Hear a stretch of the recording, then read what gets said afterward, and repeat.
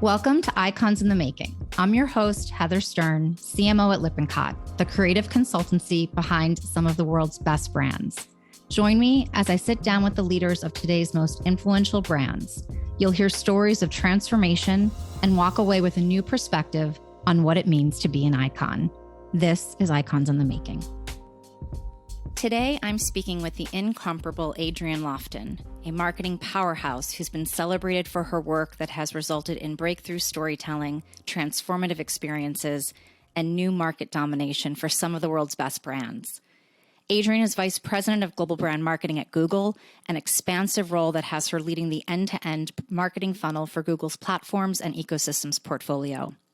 Adrienne is an unabashed supporter of diversity, equity, and inclusion, opening the door and amplifying the voices of minorities to create highly inclusive and dynamic teams.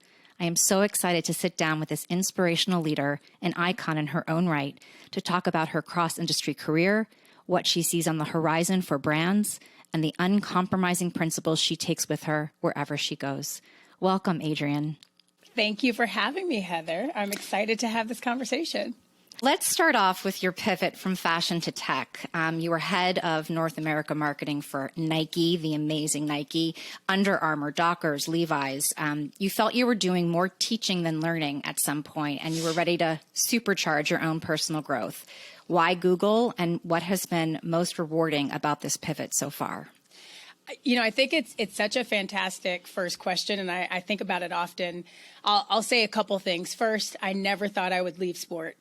When I go back to the beginning of my career, so I'm a graduate of Howard University, School of Business, marketing concentration. I was one of those rare humans who knew what I wanted to do since a young girl, I think. I remember, and I tell the story to my old team at Nike lots, but when I was a young athlete trying to find my confidence and my way, there was a Just Do It spot that ran in the world, and this had to be 92. Maybe 93. And I saw this woman who was a long distance runner, had nothing to do with my sport, which was volleyball, looked nothing like me, but she was a woman. Yeah. And I saw myself, and there was this like emotional unlock of confidence that I never saw coming. And it was at that moment, I think, that marked in my mind that not only do I want to be that athlete one day, but I want to do that thing that made me feel the way that Nike made me feel.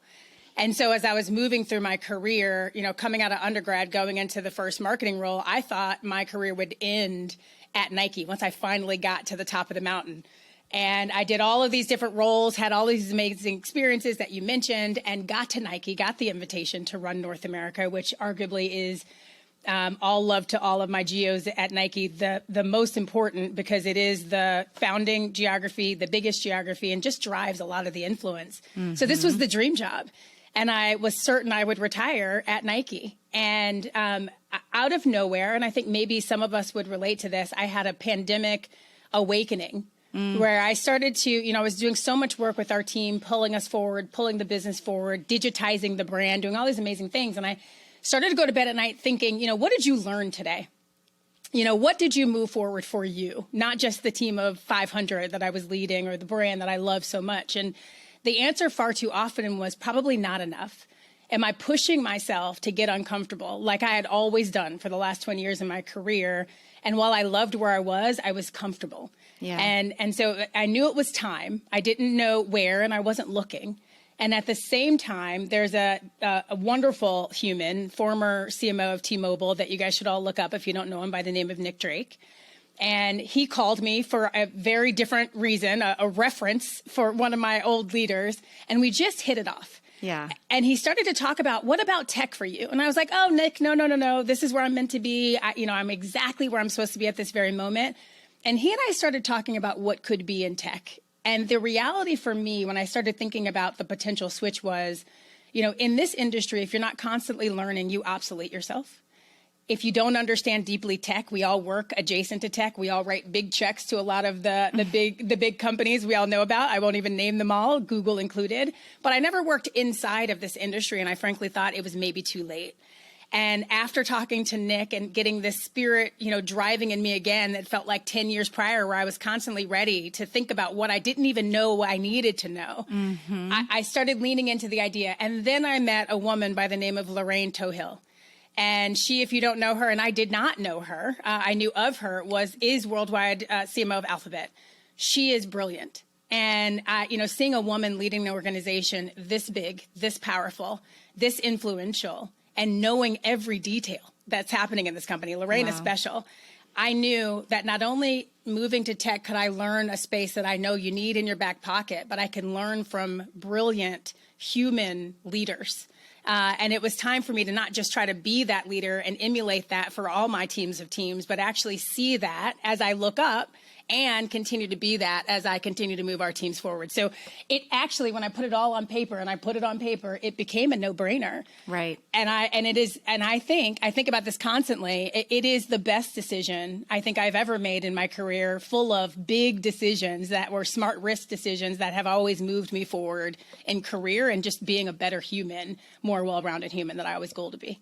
Oh my goodness. What an amazing story. I mean, first, I'm still picturing you looking at that ad and saying, I want to be that athlete and I want to do that thing. And then check, right? And as you said, you get to the top of the mountain and it takes courage to kind of recognize there is more. What are you doing right now that you're really passionate about in Google? I mean, there's lots to solve for, there's lots to do, but what right now is particularly exciting? I was hired to build an organization that I have named the Integrated Marketing Team, formerly the Brand Team.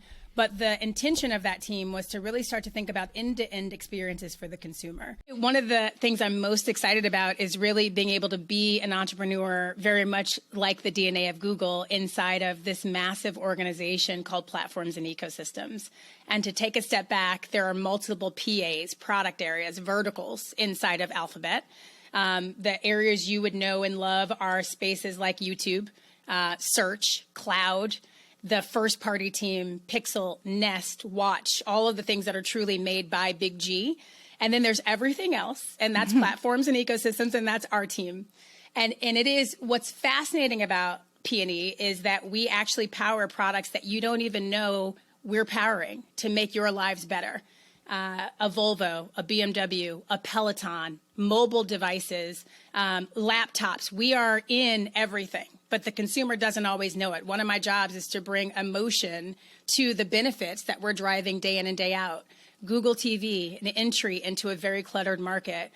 When you think about Google Play, a competitor to the App Store. So I've got all of these, what I would call, no matter the revenue, challenger brands. Yeah. And the reason why I was hired was to take this beautiful portfolio of challenger brands and bring them into the human's awareness and bring a little bit of emotion and reason for being to those brands. So what I'm excited about is a couple-fold. One, I was asked to build the team. And so from renaming the team to really thinking about our charter, it was all up to me as the entrepreneur of this organization to think about what we needed to do to move our brands forward in the hearts and minds of consumers. Just for stats, I left an organization where I led about 500-ish, amazing humans. I joined a team of 17. Wow. And so when you talk about smart risks, that was a hard one for me to wrap my brain around. I continue to grow and lead massive organizations, but this was the time to take a step back and think about, is it about the number of people or the remit that you could actually build? Mm-hmm. And these 17 folks are incredible. But what we needed to figure out is, what is our reason for being inside of this massive world of Google? How do we think about end-to-end consumer storytelling? I have built the operating model with our team of really a small team of leaders. I've built the organizational structure. We've rolled it out to the organization with Lorraine and Nick's support, and that's never been done before inside of P&E. And so the fact that this company can be so big and so impactful in the world, but there's still things that have never been done before that I have had the honor to help lead is one thing I'm super excited about. The second thing I'd say is just rethinking about how we tell stories and build experiences for Google. Bringing culture into the conversation. Really bringing an emotive high ground and a North Star that consumers can believe in. We are about being a helpful company, a helpful organization, and that's exactly right. But there are some provocative conversations, I think, that are out there for us to grab inside of platforms and ecosystems. We've not really done that before. And so bringing that into an organization of highly capable, incredible product marketers has been the yin and the yang that our team's been able to bring into the conversation. And that's why you're seeing some of the conversation we're starting to provoke in the world. And so it is, I feel like a kid in a candy store where, there's no wrong answer. If you have the right data behind it, you have the right idea that's clear, crisp, and simple, this organization supports it and will push you forward in order to see what's possible. And that's just a lot of fun. Oh, gosh, it sounds amazing. And so many questions I have to the follow-up. I guess, you had ended a bit with this idea of being part of culture and being part of conversation. So maybe we pivot to the notorious green bubbles. The Get the Message campaign has come out. You're kind of hoping your users that users will stop being blamed for ruining messages between iOS and Android platforms. Yep. It's pretty bold, and it really puts Apple in the hot seat, but in a very direct, human, real way. Tell me about the inception of that, what led you to give Android the microphone at that time, and kind of what it means for what we might see in terms of the brand and the ecosystem of these brands. Yeah, so it's such it's an awesome moment for us inside of this building. And the first thing that I realized coming into tech was that there was a whole level of language and product that I needed to learn quickly.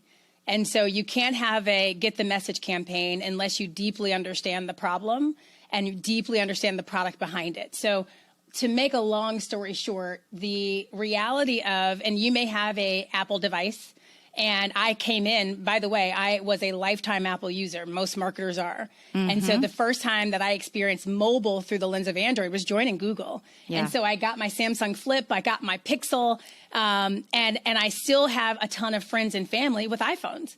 And I realized my iPhone fam would say, oh God, here you are again. You're messing up my text chat. And this was part of the cultural truth, right? Oh yeah. I have friends that work at Google, and it's like a thing that it's like they get blamed for something that's our fault. And who knew? No. And so as we started to think about the brief, so where it started was there would be things happening in culture. An NBA coach kicked a player out of the group chat. A upcoming Emmy Award winner felt bullied because she had an Android phone and tweeted about it.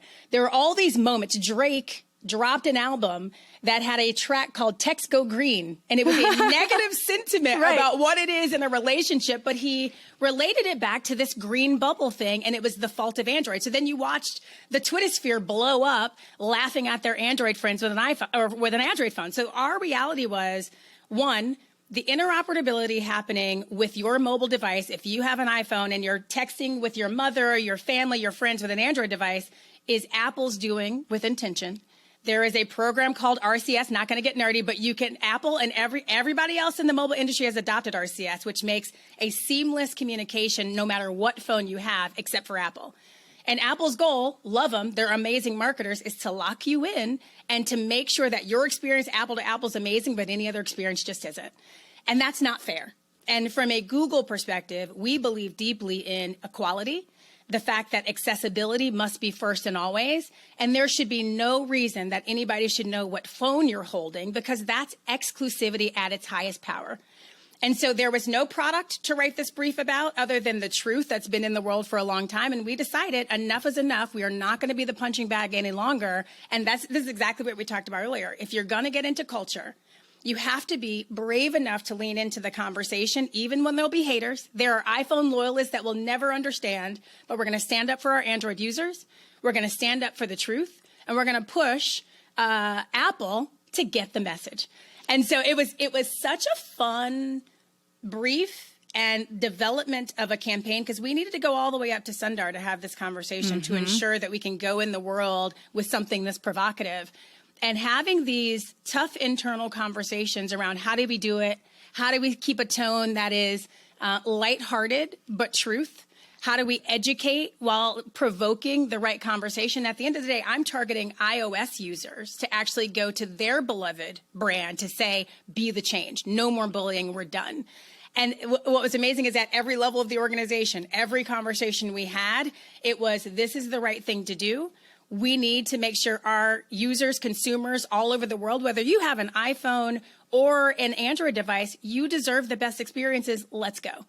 And the part that was the most probably rewarding is having a very small, nimble team of cross-functional partners across Google that you saw their passion wake up. You saw the fire in their bellies around this campaign. So you're able to bring a rallying cry inside of the Android family and inside of the Google family on what could be, and begin a new conversation inside of culture. The day we launched, we broke Android social records. We broke Android engagement records. We created a conversation in the Twittersphere about what needs to be true with technophiles, and we educated the world. Of course, Google is nothing without data. So we're seeing over day after day, education rising on where the problem lies and how we can actually fix it. And that was the exact intention of this campaign. And there's a way to do things that don't have to be so technical. We can make the conversation human and full of truth and get the same results that you would if you go through all the features and benefits of RCS and why it should matter. So that has been wildly successful internally, and excited to see, positive move externally. But it just shows us what can be, and it's just us just getting started. Well, congratulations to you and to the team.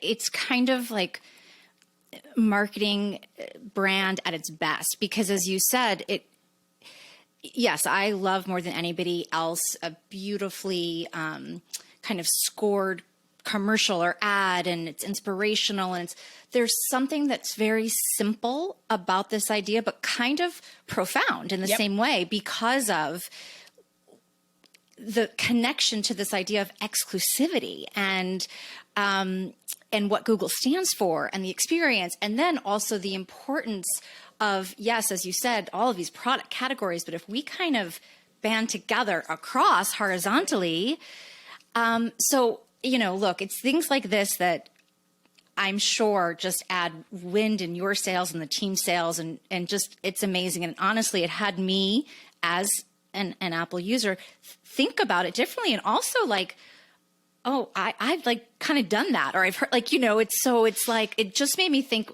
very differently about the brands and what they stand for and how they're operated. So, amazing. Heather, you said one thing I just want to double down on. First of all, call your local Android friend or fam and apologize. Yes, everybody listening. Thank you. Number two, the ability to create nimble, low cost, high impact work is the yin and yang of what I have always believed in. I am a sucker for big, beautiful, elegant film. We have done it at Nike. We did it at Under Armour. It is the name of the game in our industry by and large. But there's something very special about understanding the way Gen Z, millennials communicate, which is not through big, elegant 60s, 90s. It just simply is not. Yep. It is through easy, nimble, low out of pocket, because it's all about content and what you're actually delivering, culture, right content. So what I'm saying to my team is we want to get to a space where we're almost a publishing model, where we're understanding our fingers on the pulse of the conversation happening in the world. We aren't posing at all. We figure out what are those spaces that we actually belong in. What is the narrative we want to drive, and go. Read, react, iterate, scale. And that, coupled with your big, beautiful moments, is the magic that I think we can build inside of Google and inside of platforms and ecosystems most specifically. It's awesome. You mentioned one of the things when you first came on was this kind of really rebuilding, restructuring of this group, and a shift from, I think you said, brand to integrated marketing. Tell me about that. And, again, we all have connotations of words, and, is brand the umbrella, or is it like, so just curious, what was behind that? And then what does that really mean? Yeah, I have a lot of biases when it comes to how marketing can be typecasted into a corner. Yeah. And at the end of the day, incredible marketing organizations are demand generating leaders. We are business leaders. We must have a seat at the table. We must report into the CEO, not some level underneath the decision makers in the organization. And far too often, folks who don't sit inside of our function see us as the squishy things that make pretty pictures that are not easily measured and hard to directly correlate to demand. And I say rubbish. And I say that it's time to start to think about how we can ensure our business partners understand our value, the art and the science. And so brand has always held, and I am a brand human through and through. I started in brand management. I won't ever leave it at my core. But brand is nebulous. What does it really mean? And so one of the things that Nick and I talked about really day, minus 30 before I even joined was that we got to be open to thinking about what's the right operating model inside of P&E and how do we ensure that we are the partners. My team is the partners to product marketing, PMM, and product at the level that's expected. And I mean the demand generating full funnel level that it's expected, not just upper funnel, not just the 90 that makes you cry, but everything.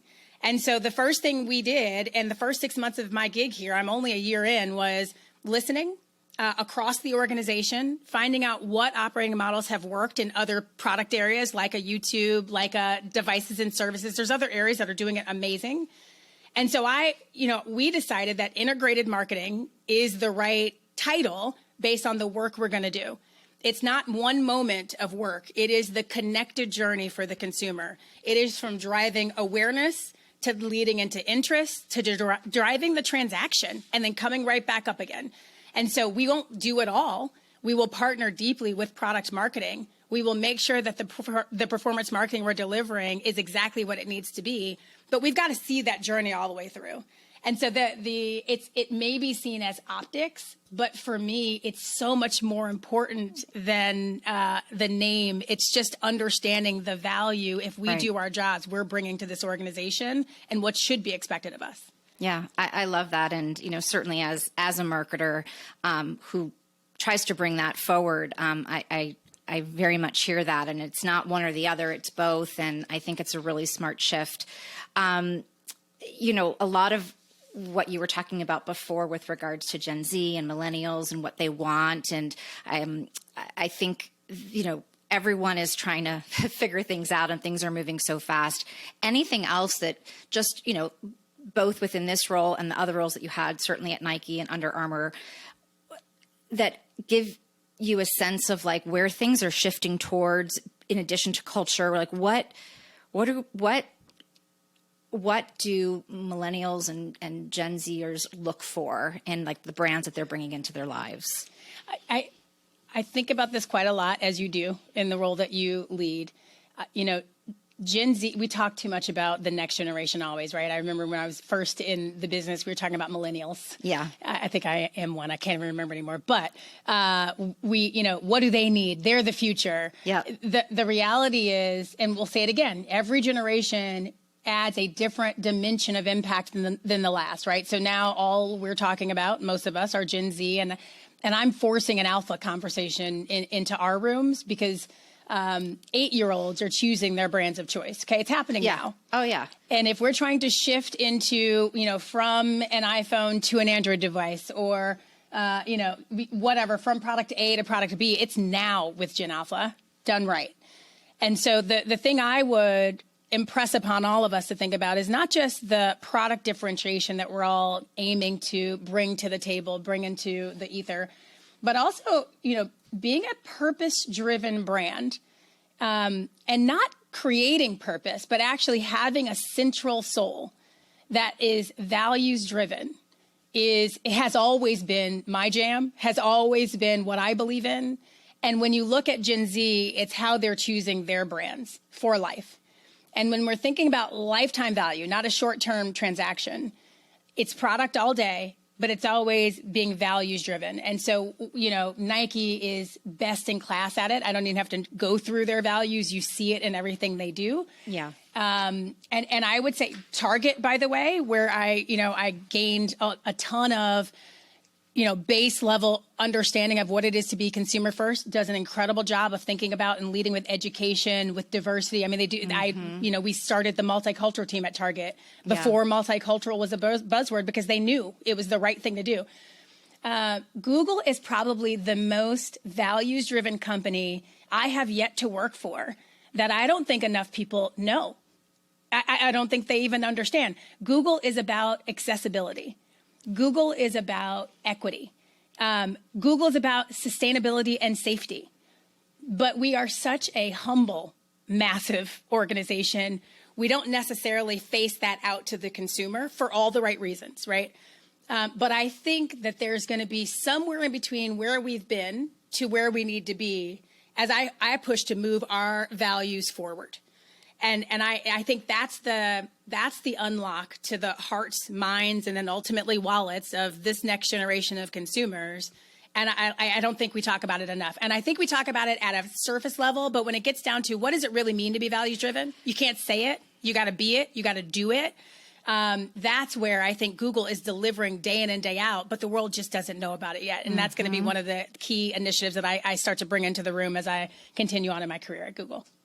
That's awesome. And I think also part of that horizontal connectivity across certainly the portfolio that you're overseeing, but how it, the consumer doesn't care that here's platforms and ecosystems and here's this other product line and here's this other product line. It's just how you happen to be oriented. It's hard though. And having this amazing kind of proof point that's centered on this idea, that's centered on a truth was amazing, but it is hard. So tell me about that and what you've seen just helps move the needle towards just more collaboration and seeing eye to eye with product and design and engineering and marketing and anything that you have in terms of advice for those that are trying to do what you're doing in their organizations. It's something that we just, I mentioned when we started, we were in 23 planning this week. Yeah. And I'm sitting with my PMM partners talking about the world as we see it for, 2023. And my reality is I partner with incredible, what I'd call them as CMOs of their businesses across Android, Google TV, Google Play, education and developer, Chrome browser, Android, the operating system. It goes on and on, right? They're all around the table with me. And I have the honor to be the one that can see it all horizontally. And so as they're all, sharing their needs with me, I'm starting to aggregate what needs to be true across the playing field. And so, the first thing that I would say is our consumers are smart as heck, as we all know, savvy and moving fast. They are connecting the dots between our vertical businesses. I have a consumer, we watch them and try to understand their, their movements through our products who may have a Samsung Flip, the newest Samsung Flip. They may get their favorite game from the Google Play app. They may need to find where they want to eat tonight and go to Chrome browser. They may love music and like to film shorts, and they do it on YouTube. YouTube doesn't even sit in our business, but we know that they're using our products and they're connecting the dots more than we may be doing intentionally.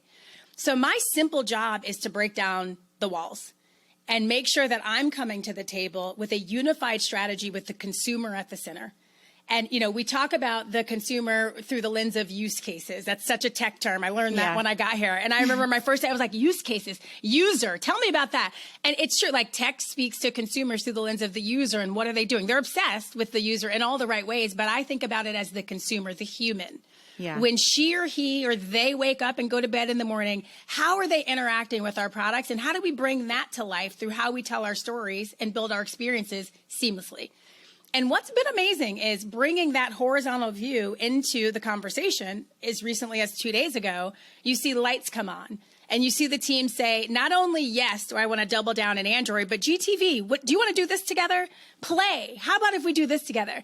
And so there's going to be a fun 23, challenging always in building the right stories, but a fun 23 in connecting the narratives based on how the consumer is consuming. And the win is when you introduce an innovation that our consumers don't even know that we create and that they didn't even know they needed. Hum to search is a great example of that. We have a spot that just rolled out that talked about you got a song in your head, you can't remember the name, hum it in your phone, we got you. And so there's just a lot of fun that you could do in creating through this publishing model, daily storytelling around the innovations that we're bringing just to make your life easier. I love it. And I'm sure coming out, it's like a lot of buzzing of all the possibility. You know, you did mention you were just thinking about the year ahead, the world we are in. Any just reflections on, you know, not trade secrets, but the sentiment about looking ahead and kind of where we're going as, you know, a business, as an industry, as a society, you know, anything that has kind of stuck with you from those conversations that you just are now thinking about as you reflect? Well, I can't stop thinking about the new world order that we're all living in, right? So I can't say coming out of a pandemic yet because we're still sitting in it, but living in a pandemic, maybe endemic now for 24, we're heading towards 36 months. I am starting to think about the world as our new normal. I have been thinking about it this way. And that's both internally on how we work and, live together as teammates, but externally for the consumer, to your question, constantly thinking about what this seismic shift has led in the world of technology. So just like a couple things. One, at home, we may be in our back-to-back GVC meetings, our video meetings, and your kid may be schooling behind you. You may need to shop on Instacart, get some groceries. It's all happening at once, and it's all digital. And so how we think about making sure our devices work seamlessly together to where a consumer, a human, a person doesn't even have to think about the connectivity is number 1A in my mind. And that's back to the thing we just talked about. How do we create seamless narratives so you could see yourself with our products, our software, our services to make your life easier? The second thing I'm obsessing about constantly is we want to continue to be the brand that stands for accessibility. There's about 3 billion active users of Android devices around the world. I just want to say that again, 3 billion users of our product, unbelievable, right? Yeah. US is where there's a challenge in the brand perception, but all around the world, Android is beloved. So how do we make sure that we continue to celebrate the products we're bringing and putting in the hands of our consumers? There are also moments where it's not about joy, right? There are COVID messages when you've been exposed. That comes from us. There are, the idea that an earthquake's coming. How can we actually give you prior notice? That could come from us. Right. There's so much technology that our organization is able to offer into a world that's been hard. And so all I keep thinking about is how do we make it easier in your daily life, whether it's the joyful moments or the moments where you need help. How can we be there? And that shifts how we tell our stories. That shifts how we serve up our stories. That shifts the fact that we don't need to take 6 months to build a 90. We could take 3 days to build an 8 that finds itself in your mobile device to just remind you of that thing we could do for you. It just flips the way we think about the work on its head. And that's the part that we talked about at the very beginning of this conversation. Always being curious, always staying nimble, always asking the what if every day, I think is the opportunity that we're thinking about for 2023. Yeah, that's, I think what's amazing is that idea of, you were saying, of purpose and of values, but like, what does it really mean that we do? Like, how do we show up and how do we acknowledge it can be fun, it can be playful, but it's not always. And just figuring out that balance, and really being true to that North Star. So you recently joined the board of Alaska Airlines. I'm totally pivoting the conversation right now. Yes. But it's, I think first, kudos to them for recognizing a intelligent, experienced, diverse woman to join the board. Kind of what are you hoping to get out of that experience, and what are they hoping that, you can provide to them in that experience?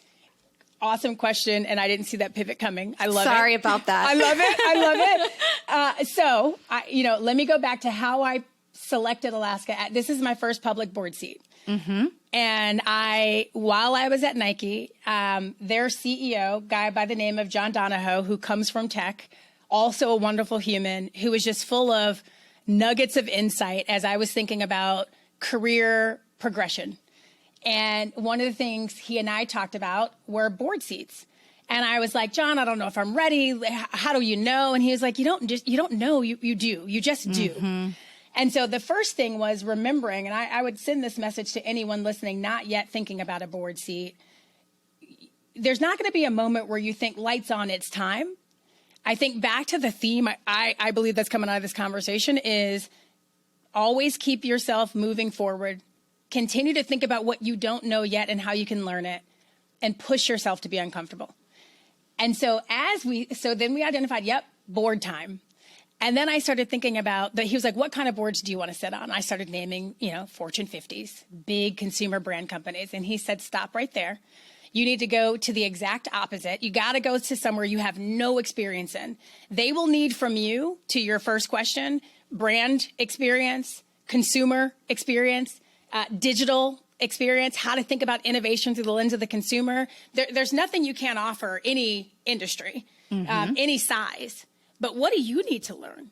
And so I started thinking about tech. That was the first thing. And the second thing was I started to think about industries I've got no experience in, and aviation kept popping up in my mind. And so at the same time, I got to meet the former CEO and chairman, a guy named Brad Tilden, and the current head of our board, a woman named Patty. And we had an incredible dinner, and it was just a meet and greet. And what I learned is, first of all, this space is fascinating. And when you think about, I think about tech as how can we make our consumers' lives easier? If you think about aviation, we are responsible for souls. It can get no more serious than that. And how they are thinking about operations and safety and how to drive an efficient airline that's keeping their souls safe is their number 1A priority. But what they're so interested in is continuing to be the consumer first brand that if you're an Alaska flyer, you're a loyalist for life. We need to find more loyalists for life as we go global. But how do you hold on to that secret sauce that is Alaska, but grow it? And that's where I can help. But what I loved is just learning a new industry. I loved the people. There are lifers inside of Alaska Airlines, folks who've been there 25, 30 years, and folks coming in from the industry from other spaces.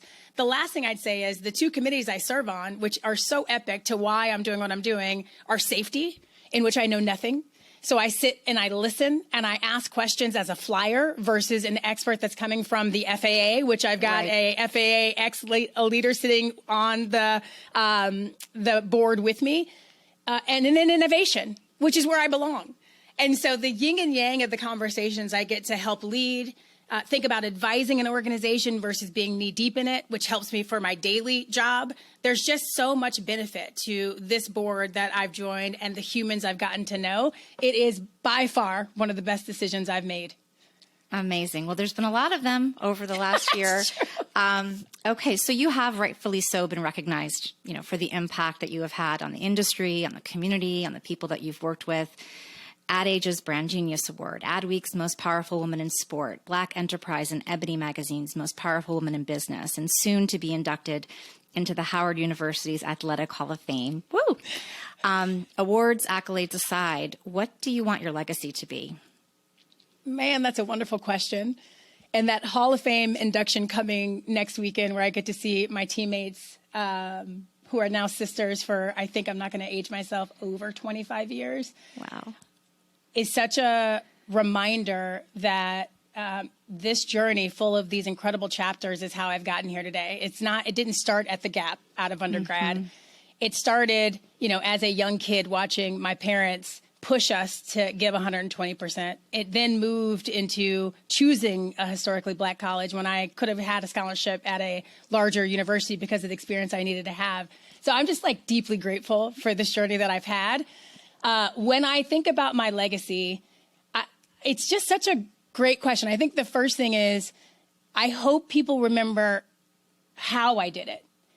And when I say my how, I mean it's less about being a brand genius. It's less about building these incredible campaigns the world hopefully will remember when I'm long gone. But I hope, someone on my team brings to their team the kind of team first leadership I deeply believe in. You know, you hear about folks saying that they are about servant leadership, but you don't always feel it.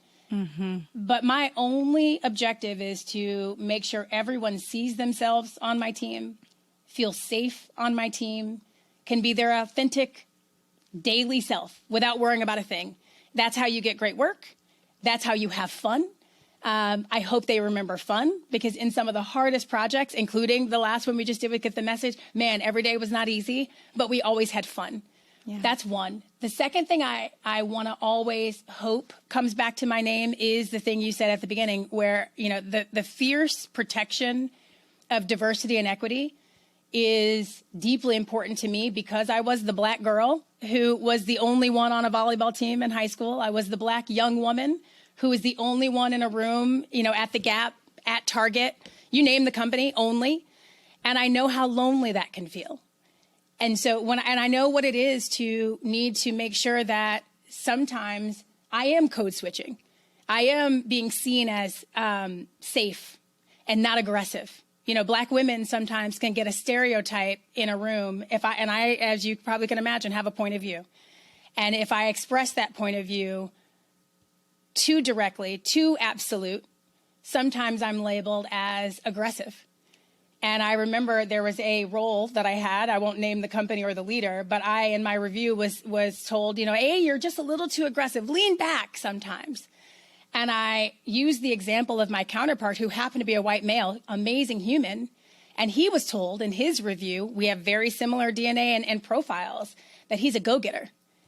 And so I had to learn moments to tease out when I take feedback and continue to shape myself, because always on for feedback. We are only as good as what we know folks think of us and how we continue to evolve ourselves, but also when to dismiss it. And I don't want every young Black woman, young brown woman, young diverse human, woman period, from a gender perspective, LGBTQIA leader come in. And I don't want anyone to feel that they can't be exactly who they are. And that won't be the case until there are more of us in the room. Yeah. And so my fierce protection of DEI is to make the future look different than the past or the current.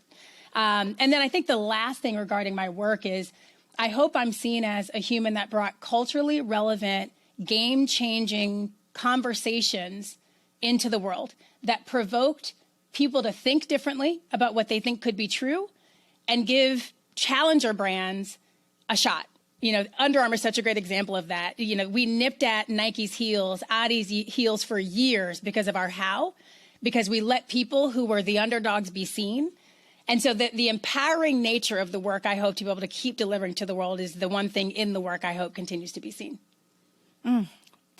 Wow, it's really amazing and clearly well on your way to achieving all of those things. I'm going to have to go and call all my Android friends and tell them that I'm sorry. But before I do, one last question. Yes. And I ask this of you, an icon.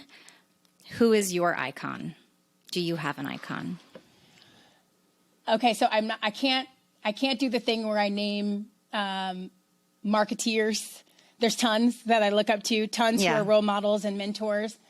For me, my parents and my aunt are my icons.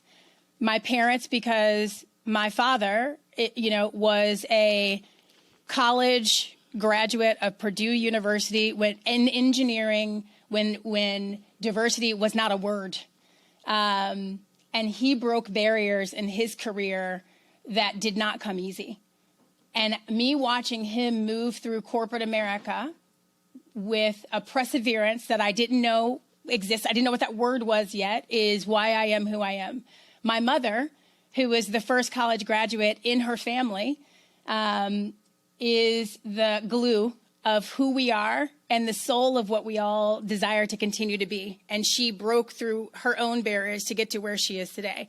My aunt, who is no longer with us, who was a former 1968 Mexico City Olympian, was a fierce advocate of equality. You know, that was the games where they stood on a podium and they raised fists for equality in America. And she was on that team. And she broke her own barriers.